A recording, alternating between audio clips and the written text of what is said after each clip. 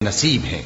और अगर तुम्हें शैतान की जानिब से कोई वसवसा पैदा हो तो अल्लाह की पनाह मांग लिया करो, बेशक वो सुनता है, जानता है।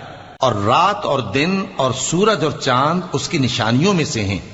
तुम लोग न तो सूरज को सजदा करो और न चांद को, बल्कि अल्लाह ही को सजदा करो जिसने इन चीजों को पैदा किया है, अगर तुमको उसकी इबादत मंजूर है। फिर अगर ये लोग सरकशी करें तो अल्लाह भी इनसे बेनियाज है, क्योंकि जो फरिश्ते तुम्हारे परवरदिगार के पास हैं वो रात दिन उसकी तस्बीह करते रहते हैं और कभी थकते ही नहीं।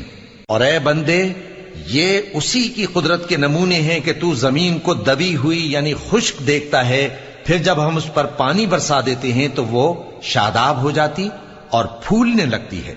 बेशक वो जिसने जमीन को जिंदा किया वही मुर्दों को जिंदा करने वाला है।